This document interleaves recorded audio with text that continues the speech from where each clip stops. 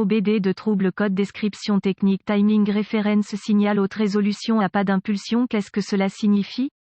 Ce code de diagnostic DTC est un code de groupe motopropulseur générique, ce qui signifie qu'il s'applique aux véhicules équipés d'OBD2 qui ont un capteur de position du moteur Chevrolet, GMC, Ford, Dodge, BMW, etc. Bien que générique, les étapes de réparation exactes peuvent varier selon la marque, le modèle. Le module de commande du groupe motopropulseur PCM nécessite un signal de référence de synchronisation pour déterminer la vitesse et la position du moteur. Ceci est accompli au moyen d'un capteur de position du moteur, tel qu'un capteur de position de vilebrequin, d'arbre à cames ou de pompe à carburant. Le PCM utilise ces informations pour déterminer un ou plusieurs des éléments suivants: commande d'injecteur de carburant, calage de l'allumage et diagnostic de raté d'allumage. Il existe deux types de bases de capteurs de position du moteur, effet Hall et aimant permanent. Les deux types de capteurs sont déclenchés par une roue ou un disque monté à proximité du capteur. Les emplacements typiques de montage des roues, disques comprennent la position du moteur, la pompe d'injection, l'équilibreur d'harmonique et l'arbre du distributeur. Lorsqu'il est déclenché, le capteur produit un signal de retour qui est renvoyé au PCM. Les capteurs de position de manivelle à effet Hall ont trois fils: référence, alimentation, signal et masse. Le capteur reçoit une tension de référence, généralement 5 volts, du PCM et est déclenché par une roue à réducteur. Le capteur renvoie ensuite un signal de retour numérique correspondant au PCM. Les capteurs à aimant permanent, PM, produisent leur propre tension alternative en fonction de leur proximité avec une roue à réducteur en rotation. Ce signal de tension est renvoyé au PCM où il est converti en signal numérique par un convertisseur analogique numérique interne. Dans les codes décrits dans cet article, le A indique que le problème concerne une partie du circuit système, au lieu d'un symptôme ou d'un composant particulier. Un code P0374 est défini lorsque le PCM détecte que le signal du capteur de position du moteur Esperluette-Cote A Esperluette-Cote n'a pas d'impulsion. Les codes de panne du signal de référence de synchronisation A inclus P0370 signal de haute résolution de référence de synchronisation à dysfonctionnement, P037 un signal de haute résolution de référence de synchronisation à trop d'impulsion, P0372 signal de haute résolution de référence de synchronisation à trop peu d'impulsion, P0373 signal de haute résolution de référence de synchronisation à gravité du code d'impulsion intermittente, irrégulière Esperluette AMP. Symptômes: la gravité de ces codes est modérée à sévère. Les symptômes d'un code moteur P0374 peuvent inclure: allumer le témoin de contrôle du moteur, démarrage difficile, pas de démarrage, performance du moteur médiocre.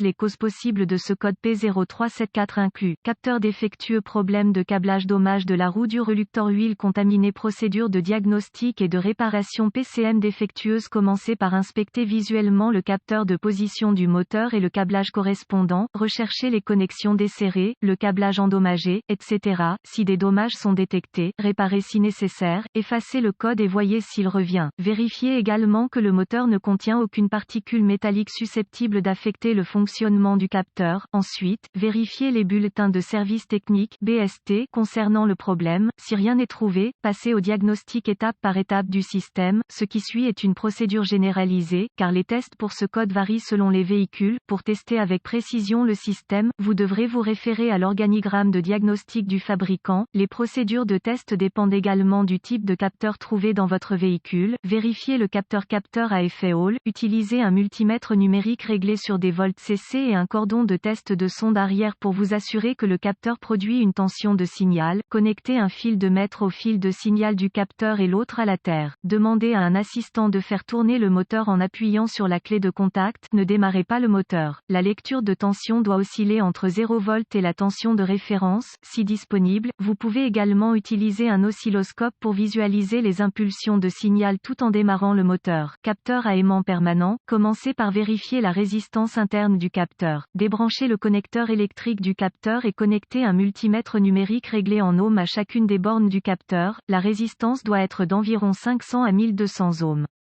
Consultez les informations de réparation en usine pour les spécifications exactes et si le test de résistance est OK. Vous voudrez tester les performances du capteur. Pour ce faire, rebranchez le connecteur électrique du capteur. Ensuite, connectez un multimètre numérique réglé en volts CA au connecteur électrique du capteur à l'aide de fils de test de sonde arrière. Étant donné que le capteur produit une tension alternative, peu importe la façon dont les fils du multimètre sont connectés. Demandez à un assistant de lancer le moteur. Vous devriez voir une lecture de tension tension fluctuante. Une chose à retenir lors du test du capteur est un anneau de tonalité endommagé ou mal aligné qui empêchera le bon fonctionnement du capteur. En cas de doute, accédez à la sonnerie et inspectez la si nécessaire. Vérifiez le circuit. C'est une bonne idée d'avoir le schéma de câblage d'usine à portée de main pour déterminer quel fil est qui, tout en effectuant ces tests. Capteur à effet Hall. Vérifiez le côté terre du circuit. Connectez le compteur à ohm. Contact coupé. Entre la borne de terre du connecteur du capteur et la terre, si le compteur lit hors limite,